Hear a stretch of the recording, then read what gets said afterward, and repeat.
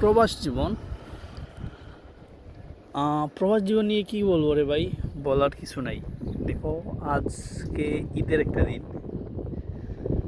ঈদের দিন আমাদের ছুটি নেই। দেখো, আজকে ঈদের একটা দিন ডেলিভারি দিতেছি, যে চুল যে ফালাইমু, চুল ফালানিটা সময় নেই। ওরার নাম প্রবাস। প্রবাসও অনেক না আসলে বুঝতে পারবেন না যে প্রবাস জীবনটা কি। অনেকে দেশ থেকে বলতেছে যে আমি ঈদের কাপড় নিমো 4,000, 5,000, 10,000 টাকা দিয়ে আমার এই ঈদের শপিং করার টাকা দিয়ে দাও।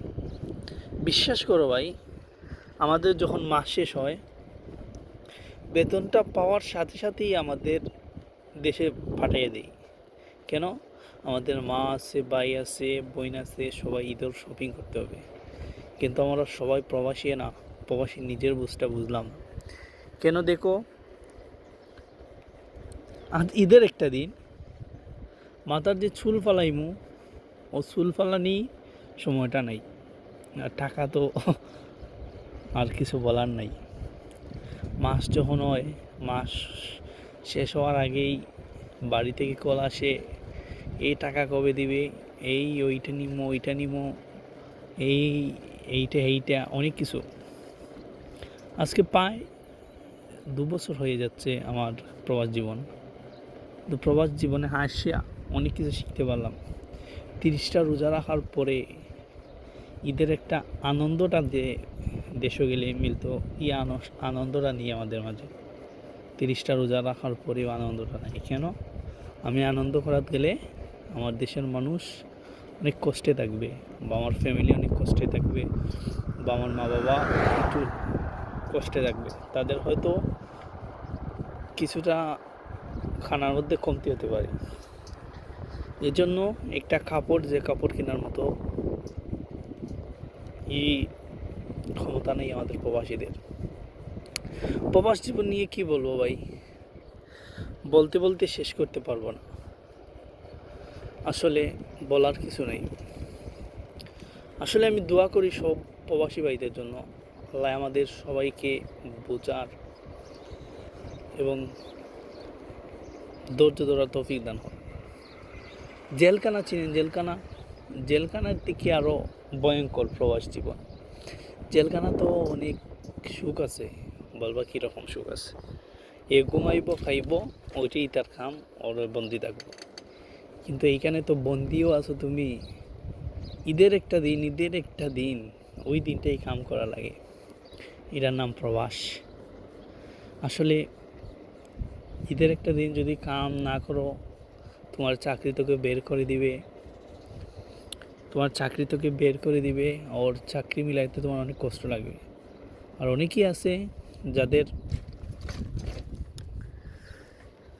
ফ্রি ভিসা আছে, তাদেরও সমস্যা নাই, বাট সমস্যাই যারা দোকানের ভিসা আছে এরা তো বন্দি। আর আমি ফ্রি ভিসা মারছি, যাই হোক, ফ্রি ভিসা মারার পরেই কী হবে? টাকা তো আর নাই। টাকা তো প্রবাসে আসছো, ফ্যামিলিতে দিতে হবে, মা বাপরে দিতে হবে, ভাই বোনরে দিতে হবে। এটাই প্রবাসীদের সুখ। আর দিন শেষেও প্রবাসীরা কী করে জানো? ঠকে যায়। যখন হাজার হাজার, লাখ লাখ, কোটি কোটি টাকা ভাইয়ের অ্যাকাউন্টে, বোনের অ্যাকাউন্টে, বাবার অ্যাকাউন্টে, মার অ্যাকাউন্টে দিয়ে দেয়, দিন শেষে ওদের কিছু নেই। কিছুই নেই। দিন শেষে দেখবা ও দেশে যাওয়ার পরে ওর একটা বাড়ির যে জায়গাটা মিলবে না। বলবে তুই প্রবাসে ছিল, তোর কিসের জায়গা? ভাইয়ে দখল হইরা নিচ্ছে, বইনে দখল হইরা নিচ্ছে, বাতিজায় দখল হইরা নিচ্ছে। কিন্তু এ তো মাসের পর মাস, দিনের পর দিন পরিশ্রম করে যাচ্ছে। প্রবাস। আল্লাহ আপনি সবাইকে হেফাজত দান করো। প্রবাসও আসছি মা বাবার খেজমত নেওয়ার জন্য। সবসময় মা বাবার খেয়ে নিতে পারি ও তৌফিক দান করিও। মা বাবার মুখে সবসময় হাসি ফুটাইতে পারি, এইটাই। যে প্রবাস আসছে ভাই, এই জেলখানা তুমি কখনো ভারত দিয়ে সম্ভব না। এই তো এরকম বলতে পারো, এই বছর একটা ঘর বানাইব, বাদের বছর চলে যাইব, আগামী বছর চলে যাইব দেশে, বা দেখি আসবে একটা ঘর বানাইছে, ওর পুরা টাকা জমা করকে চলে যাইব দেশে। এইটাই আমাদের প্রবাসী। কিন্তু টাকা ঘর বানানোর পরে আপনার একটা মেয়ে হলে মেয়ে বড় হইয়া গেছে, মানে মেয়েকে কীরকম বিয়ে দিবে, মেয়েকে কীরকম কীরকম করবা, এই জন্য প্রবাসী নামেই জেলখানা।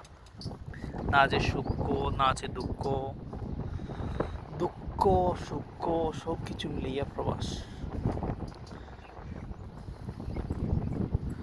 ওকে, আসসালামু আলাইকুম। সবাই আমার জন্য দোয়া করবেন, আমার মা বাবার জন্য দোয়া করবেন।